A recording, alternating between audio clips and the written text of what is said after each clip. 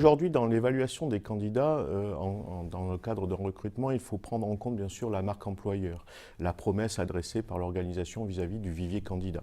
C'est important, mais il faut prendre aussi en compte les intentions en fait, de l'organisation en termes de critères. C'est important d'évaluer par rapport à des critères qui sont adaptés au poste du côté de l'organisation. Il faut prendre aussi en compte, bien entendu, les attentes des candidats. Première chose, c'est qu'il faut vraiment prendre en compte l'expérience utilisateur. Aujourd'hui, l'utilisateur est confronté à notamment des principes budgétaires. Il faut que l'évaluation se fasse à un coût raisonnable par rapport à la temporalité, au délai d'exécution et par rapport à la prise de décision.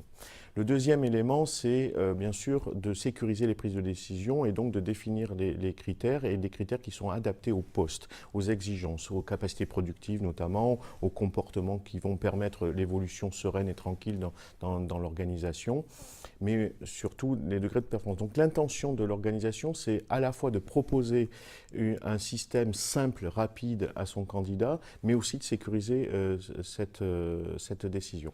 Du côté du candidat et son expérience, il faut que ça soit rapide, simple, stimulant et surtout adapté au poste. Il demande de plus en plus de transparence, il demande de plus en plus de feedback. Donc les outils d'évaluation, notamment, vont participer à ces phénomènes, vont assurer la médiation en fait entre une organisation et un candidat. Du côté du candidat, il attend des feedbacks. Donc il attend de la part de l'organisation que le temps de passation soit court, simple, rapide, comme je l'ai dit précédemment, mais aussi il attend en toute transparence des feedbacks et des points qui lui permettent d'appréhender, de pouvoir se projeter par rapport au poste. Tout cela va bien sûr dépendre de la symétrie des intentions qui, au final, pour l'organisation comme pour le candidat, est d'avoir un éclairage le plus sûr possible par rapport au poste et à la candidature. Alors, ce que j'appelle la symétrie des intentions, qui est empruntée notamment à l'Académie du service dans la relation client, c'est le fait d'être le plus attractif possible pour recruter le meilleur candidat. Et du côté du candidat, c'est d'être le plus attractif et d'être dans la séduction pour pouvoir intégrer les meilleures entreprises. Alors, à travers cette symétrie des intentions, il y a bien sûr le fait de mieux se connaître, du côté de l'organisation, mieux connaître son candidat, le candidat, mieux se connaître pour pouvoir mieux se projeter.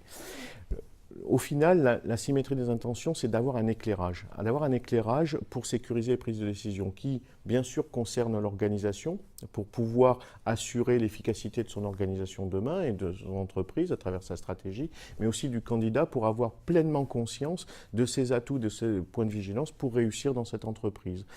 Plus la personne se connaît, plus c'est partagé surtout dans le cadre de feedback entre l'organisation et le candidat, avec l'aide d'outils qui permettent justement d'apporter beaucoup plus de précision et des éléments de prédictivité, eh bien, les personnes vont pouvoir prendre une décision parfaitement consciente, pleinement et entière.